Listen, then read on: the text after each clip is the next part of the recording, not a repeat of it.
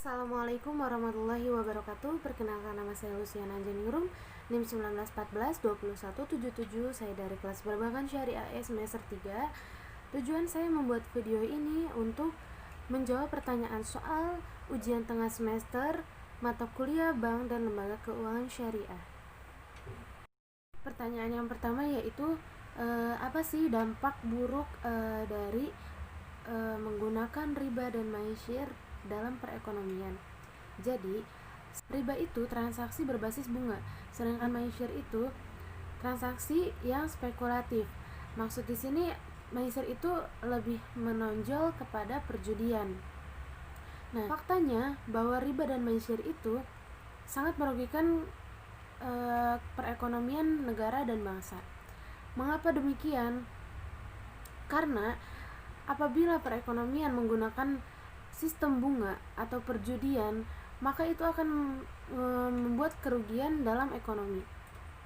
Nah, selanjutnya soal nomor 2 yaitu apa sih fungsi dari DPS atau Dewan Pengawas Syariah, dan sebutkan fatwa DSN terkait tentang tabungan serta akad-akad yang digunakan dalam jenis tabungan syariah. Nah, fungsi dari DPS Syariah ini terbagi menjadi 3. Yang pertama yaitu mengawasi jalannya operasionalisasi bank sehari-hari agar bank ini sesuai dengan ketentuan syariah. Yang kedua, membuat pernyataan secara berkala. Nah, biasanya ini pernyataan tersebut dibuat tiap tahun bahwa bank yang diawasi tersebut telah berjalan sesuai dengan ketentuan syariah. Nah, yang ketiga, meneliti dan membuat rekomendasi produk baru dari bank yang diawasinya. Dalam fatwa DSN nomor 02 DSN UI garing 4 garing 2000 terkait tentang tabungan, di sini terbagi menjadi 3 dalam fatwa DSN. Yang pertama yaitu tabungan terbagi menjadi 2 jenis. Yang pertama, tabungan yang tidak dibenarkan secara syariah. Nah, contohnya nih seperti tabungan yang berdasarkan perhitungan bunga. Yang kedua, tabungan yang dibenarkan. Maksudnya contohnya nih seperti tabungan yang berdasarkan prinsip mudharabah dan wadiah. Yang kedua, ketentuan umum berdasarkan mudharabah. Nah, maksud di sini yaitu dalam transaksi ini nasabah bertindak sebagai sohibul mal. Nah, yang ketiga yaitu ketentuan umum tabungan berdasarkan wadiah. Nah, apa saja sih akad-akad yang digunakan dalam jenis tabungan ini? Nah, ada 2. Yang pertama itu akad mudharabah. Nah, yang kedua yaitu wadiah. Nah, akad mudharabah ini terbagi lagi menjadi 2. Nah, sebelumnya apa sih yang dimaksud dengan akad mudharabah? Nah, akad mudharabah ini akad yang mana kerjasama antara pihak pertama atau sohibul mal sebagai pemilik dan pihak kedua amil sebagai pengelola dana, yaitu bank ya. Nah, akad mudharabah terbagi lagi menjadi 2, mudharabah mutlaqah dan mudharabah muqayyadah. Nah, mudharabah mutlaqah ini akad antara pemilik modal dengan pengelola di mana nisbah bagi hasil yang telah disepakati di awal, sedangkan kerugian ditanggung oleh pemilik modal. Yang kedua, ada mudharabah muqayyadah, yaitu akad antara pemilik modal untuk usaha yang ditentukan oleh pemilik modal di mana nisbah bagi hasil disepakati di awal untuk dibagi bersama, sedangkan kerugian ditanggung oleh pemilik modal.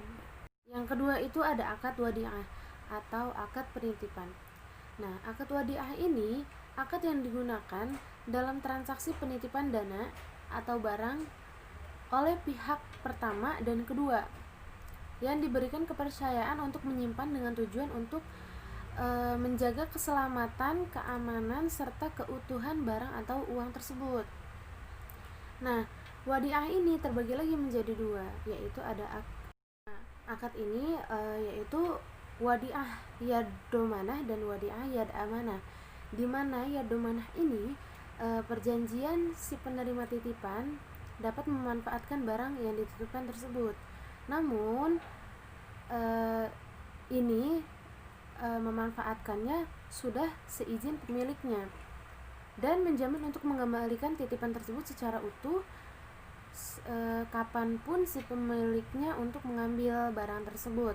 Nah, kemudian wadi ahyad amanah ini, akad ini si penitip tidak bertanggung jawab atas barang tersebut, atas kehilangan dan kerusakan kerusakan tersebut yang terjadi. Nah, selanjutnya pertanyaan nomor 3 yaitu apa saja sih kendala dari pengembangan BMT? Nah, kendala pengembangan dari BMT ini kurang lebih ada 8 kendala. Yang pertama yaitu akumulasi kebutuhan dana masyarakat belum bisa dipenuhi oleh BMT. Yang kedua, walaupun keberadaan BMT cukup dikenal dengan baik oleh masyarakat, namun masih banyak masyarakat berhubungan dengan rentenir. Yang ketiga, beberapa BMT ini cenderung menghadapi masalah yang sama oleh nasabah gitu. Yang keempat, BMT cenderung menghadapi BMT lain sebagai lawan yang harus dikalahkan, bukan sebagai partner dalam upaya untuk mengeluarkan masyarakat dari permasalahan ekonomi yang ia hadapi. Yang kelima yaitu dalam kegiatan rutin BMT cenderung mengarahkan pengelola untuk lebih berorientasi pada persoalan bisnis atau business oriented.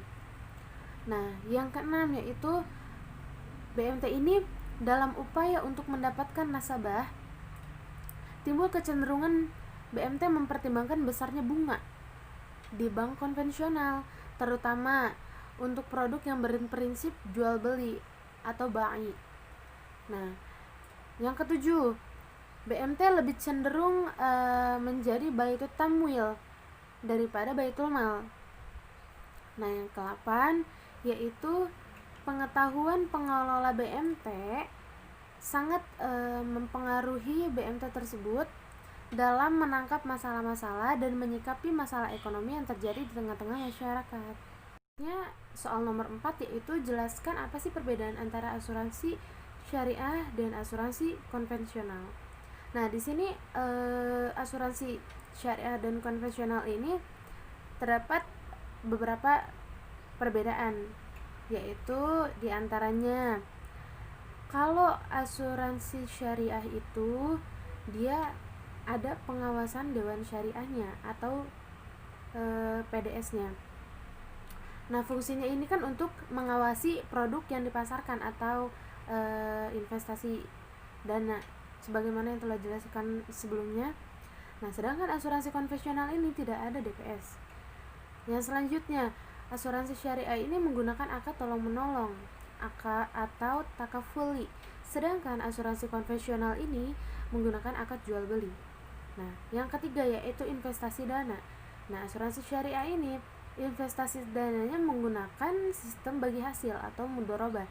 Sedangkan kalau asuransi konvensional investasi dananya berdasarkan bunga atau melibatkan uang bunga gitu. Yang selanjutnya kepemilikan dana. Asuransi syariah kepemilikan dananya yaitu dana yang terkumpul dari nasabah merupakan milik peserta gitu.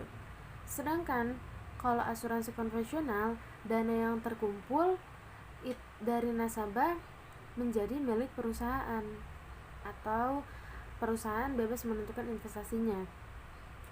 Nah, yang selanjutnya yang kelima yaitu ada pembayaran klaimnya. Nah, perbedaannya nih, kalau asuransi syariah itu pembayaran klaimnya itu menggunakan rekening tabarru atau dana kebajikan seluruh peserta sejak awal dihasilkan oleh peserta untuk keperluan tolong-menolong.